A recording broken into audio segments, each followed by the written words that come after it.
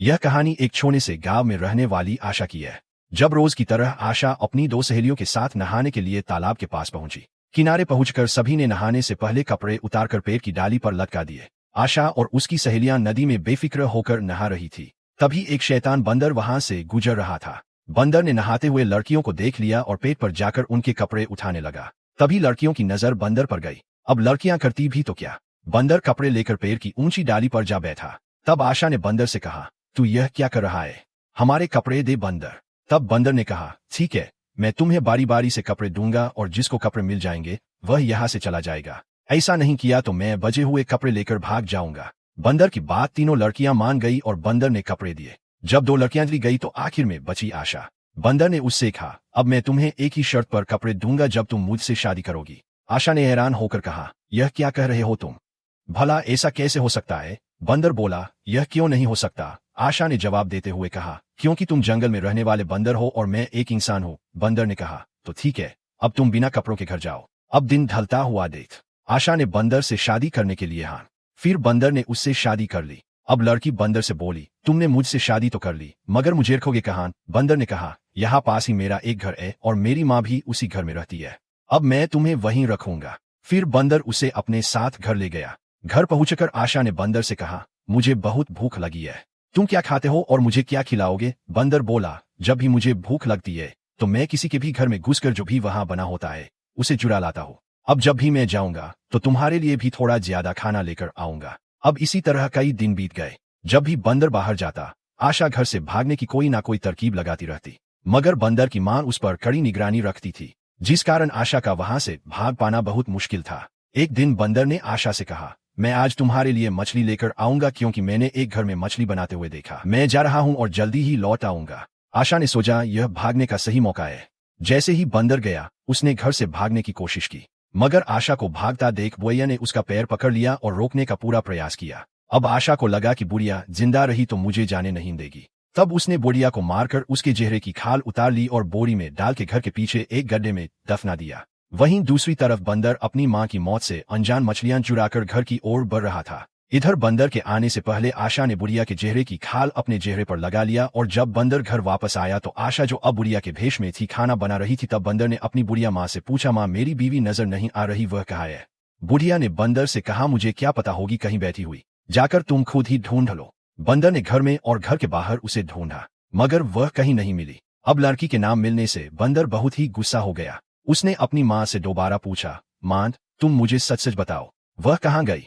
तब बुढ़िया की खाल पहने हुई आशा ने बंदर पति के गुस्से को और बहाने के लिए कहा, मुझे क्या पता, हो सकता है कि जैसे तुम्हारे साथ आई थी वैसे किसी और के साथ भाग गई होगी। अपनी बूढ़ी मां की ऐसी बात सुनकर बंदर को और गुस्सा आ गया और उसने डंडे से बुढ़िया को मारा, मगर मन ही मन बुढ़िया मुस्कुरा रही थी, क्योंकि वह तो चाहती ही यही थी। अब बुढ़िया को मारने के बाद बंदर ने कहा, तुमने मेरी पत्नी को घर से भगा ही दिया है तो फिर तुम यहाँ रहकर क्या करोगी?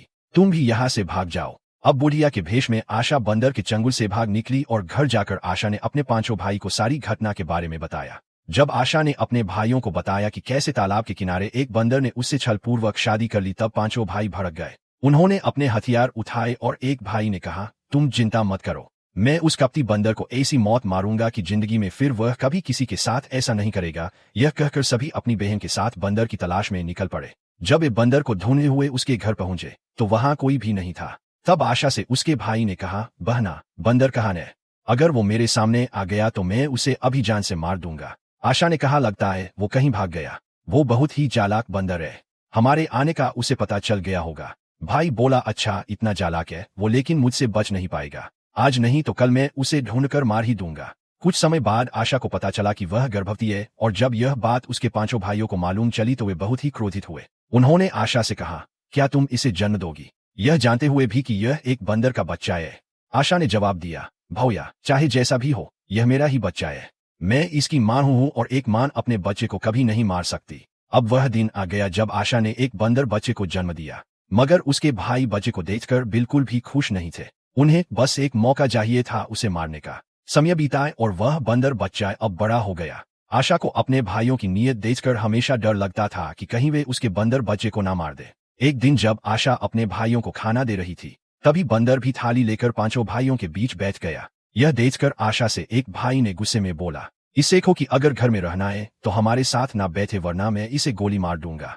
यह सुनने के बाद बंदर उदास होकर घर से बाहर चला गया। आशा अपने बंदर बेटे के पास जाकर बोली, तुम चिंता मत करो मेरे बच्चे, मेरे रहते हुए तुम्हें कोई कुछ नहीं कर सकता। अब तुम्हें मेरी एक बात माननी होगी, तुम जंगल चले जाओ और वहीं पर रहना जैसे तुम्हारे पिता रहते हैं। फिर बंदर ने आशा से कहा, ठीक है मां, मैं चला जाता हूँ, मगर तुम्हारी याद आएगी तो मैं क्या करूंगा। आशा बोली, मेरे बेटे, जब मैं शाम को भगवान की आरती करूंगी तो घंटी बजाकर तुम्हें आवाज दूंगी, तब तुम मुझसे मिलने चले आना। बंदर ने अपनी माँ की बात मानी और जंगल की तरफ निकल पड़ा और इधर उधर घूमने लगा। वह फल तोड़ता, खाता और पेड़ पर बैठकर दिन भर आराम करता। फिर एक शाम आशा ने घंटी बजाकर बंदर बेटे को संकेत दिए। बंदर ने जब घंटी की आवाज सुनी तो वह बहुत खुश हुआ और सोचने लगा, लगता है मेरी माँ मुझे बुला रही है, अब मुझे चलना चाहिए। बंदर पेड़ से उतरकर अपनी माँ से मिलने के लिए निकल पड़ा। बंदर बेटे के घर वापसी आते ही आशा ने उसे गले से लगा लिया और बोली, बेटा तुम यहीं बैठो, मैंने तुम्हारे लिए खीर बनाई है। दोनों बहुत खुश थे कि तभी आशा के भाई जो किसी काम से बाहर गए थे घर वापस आ गए, और जब उन्होंने बंदर को फिर से अपने घर में देखा तो पांचों भाई बहुत ही गुस्सा हो गए और एक भाई ने आशा से कहा, तुमने तो इस बंदर को घर से भगा दिया था, तो फिर इसे वापस क्यों ले आई हो? अगर तुमने इसे अभी नहीं भगाया तो आज इसका आखिरी दिन होगा। यह सुनकर आशा घबरा गई और बोली, ठीक है, मैं इसे अभी यहाँ से जाने को कहती हूँ। आशा ने अपने भाइयों के डर से ना जाते हुए भी बंदर बेटे से कहा, तुम जाओ मेरे बेटे और तुम लौटकर वापस फिर कभी मत आना। अपनी माँ की बात सुनकर बंदर बहुत ही दुखी हुआ और हमेशा के लिए जंगल की तरफ लौट गया। जाते वक्त उसने अपनी माँ को एक बार भी पीछे पलट कर नहीं देखा। अब उसने जंगल में अपने पिता की तलाश शुरू कर दी और बंदर को भटकते हुए जंगल में कई दिन बीत गए। वह हर उस जगह पर गया जहाँ उसे आवाज सुनाई देती, मगर कई दिनों तक ढूंढने के बाद भी उसके पिता नहीं मिले। अब बंदर थक हार कर एकांत में बैठ गया। तभी कदमों की आवाज आई और बंदर ने जब सामने देखा तो एक मजबूत शरीर वाला दूसरा बंदर उसकी तरफ आ रहा था। उस दूसरे बंदर को देखकर बच्चा बंदर एक पेड़ के पीछे छुप गया और वहीं से उसे देखने लगा, मगर उस वयस्क बंदर ने उसे छुपता हुआ देख लिया और फिर पास जाकर कहा, तुम मुझसे डरो मत, मैं तो बस यहाँ से गुजर रहा था, मगर तुम अकेले यहाँ क्या कर रहे हो और तुम्हारे माता पिता कहाँ हैं? बंदर बच्चा बोला, मुझे मेरी माँ ने घर से निकाल दिया क्योंकि उनके भाई मुझे अपनाना नहीं चाहते, इसलिए कि मेरी माँ इंसान है और मैं एक बंदर। मेरे पिता भी मेरी माँ को छोड़कर चले गए और अब मैं भटकते हुए कई दिनों से अपने पिता को तलाश रहा हूँ। इतना सुनते ही जवान बंदर को सब समझ आ गया और उसने बंदर बच्चे से कहा, बेटा मैं ही तुम्हारा पिता हूँ और मैं कई दिनों से तुम्हारी माँ को ही ढूंढ रहा था, मगर वह मुझे कहीं नहीं मिली। अपने पिता की बात सुनकर बंदर बच्चा बहुत ही खुश हुआ और उसने अपने पिता को गले से लगा लिया। अब बंदर पिता ने कहा, बेटा मैं तुम्हारी माँ से मिलना चाहता हूँ, क्या तुम मुझे उसके पास ले चलोगे? बंदर बच्चे ने कहा, हाँ मैं आपको वहां लेकर जा सकता हूँ। जब दोनों बंदर घर के पास पहुंचे तो उन्होंने देखा कि आशा के पांचों भाई घर के बाहर ही खड़े थे। तब बंदर बेटे ने कहा, पिताजी यह उनके भाई है, अगर उन्होंने हमें देख लिया तो वह हमें जिंदा नहीं छोड़ेंगे, इसीलिए हमें यहाँ से लौट जाना चाहिए। तभी पांचों भाई में से एक ने उन दोनों बंदर को देख लिया। निशाना लगते ही आशा के भाई ने गोली चला दी, मगर किस्मत से वह चूक गया और दोनों बंदर वहां से भाग निकले। तभी दूसरा भाई भी वहां आ गया और उसने कहा, क्या हुआ, तुम किस पर गोली चला रहे हो? छोटे भाई ने कहा, मैंने अभी उसी बंदर को देखा जिसे हमने घर से भगाया था और उसके साथ एक और बड़ा बंदर भी था, मुझे तो लगता है कि यह वही बंदर था जिसकी हमें तलाश है। वहीं दूसरी ओर दोनों बंदर भागते हुए कुछ दूर जाने के बाद रुक गए और बंदर पिता ने कहा, बेटा तुम सही कह रहे थे, यह तो बहुत ही दुष्ट लोग हैं, इन लोगों से हमें दूर ही रहना चाहिए। अब बंदर पिता अपने बेटे को साथ लेकर घर आ गया और दोनों खुशी खुशी रहने लगे। एक दिन बंदर पिता ने अपने बेटे से कहा, बेटा तुम पास के खेत में जाओ और वहां से कुछ फल या सब्जी मिले तो बिना किसी की नजरों में आए उन्हें तोड़कर चुरा लाना। अपने बंदर पिता के कहे अनुसार वह खेत की तरफ चल दिया। थोड़ी दूर चलने के बाद उसे रास्ते में ही एक बड़ी सी टोकरी मिली जिसमें बहुत सारे फल थे।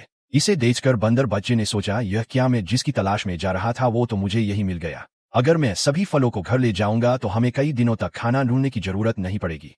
फिर बंदर बच्चे ने जैसे ही टोकरी को हाथ लगाया उसके पैर को एक शिकारी के फंदे ने जकड़ लिया। बंदर बच्चे ने खुद को आजाद करने की बहुत कोशिश की, मगर वह इसमें असफल रहा। अब थक हार कर बंदर बच्चा वहीं बैठ गया और जोर जोर से रोने लगा। रोने की आवाज उस शिकारी तक पहुंच गई जिसके बिछाए हुए जाल में बंदर फंसा हुआ था। शिकारी भागता हुआ जाल देखने आया और जब उसने बंदर बच्चे को फंसा हुआ देखा तो मन ही मन मुस्कुराते हुए सोचने लगा, वाह कितना मोटा ताजा बंदर का बच्चा है, मुझे तो लगा था कि आज मैं खाली हाथ ही घर जाऊंगा, मगर लगता है भगवान मुझ पर मेहरबान है। अब मैं इस बंदर को ले जाकर मदारी को बेच दूंगा जो मुझे इसके अच्छे पैसे देगा। दूसरी तरफ बंदर पिता अपने बेटे का इंतजार करता रहा, मगर बहुत देर होने के बाद भी जब वह नहीं आया तो उसने सोचा, लगता है कुछ बुरा हुआ है, नहीं तो वह समय पर घर आ जाता, मुझे जल्द ही उसे ढूंढने जाना चाहिए।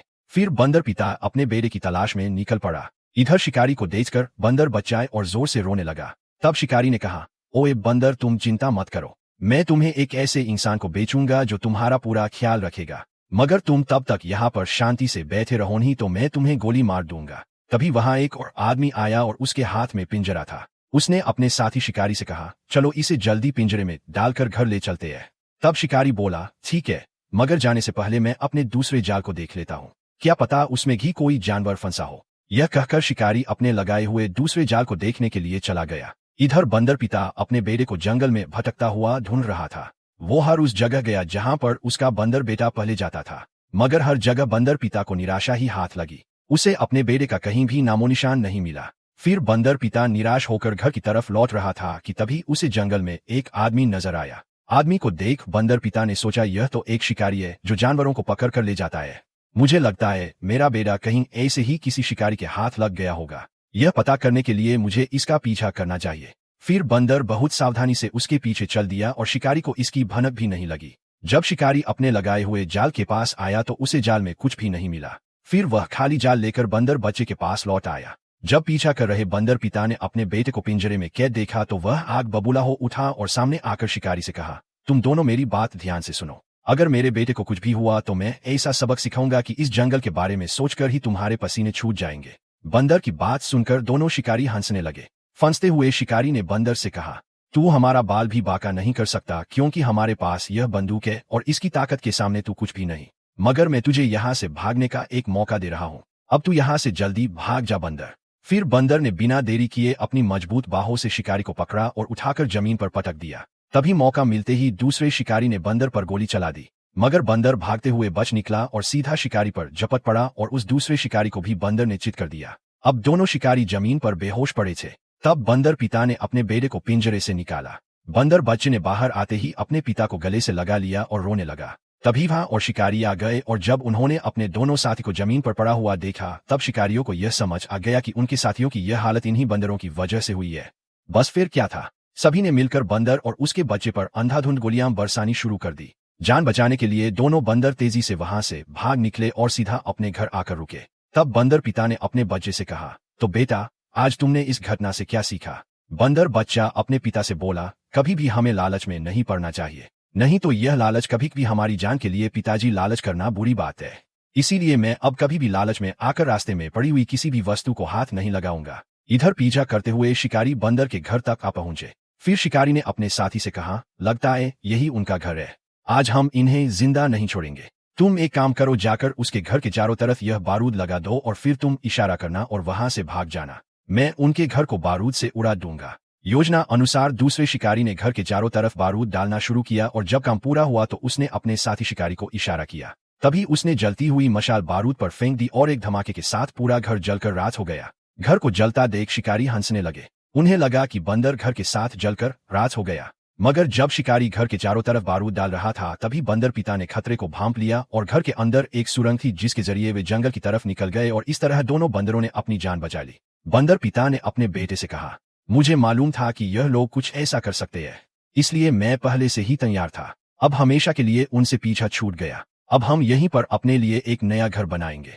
फिर दोनों बंदर घर बनाने के लिए जंगल से लकड़ियां इकट्ठा करने लगे। जंगल में घूम घूम कर दोनों बंदरों ने काफी लकड़ियां इकट्ठा कर ली और फिर बंदर पिता ने अपने बेटे से कहा, तुम एक काम करो, तुम लकड़ियां जमा करो और मैं घर बनाता हूं, क्योंकि कुछ ही देर में रात होने वाली है और हमें इससे पहले ही घर बनाकर तैयार करना होगा। इस घने जंगल में बहुत से शिकारी जानवर भी है जो हमें नुकसान पहुंचा सकते हैं।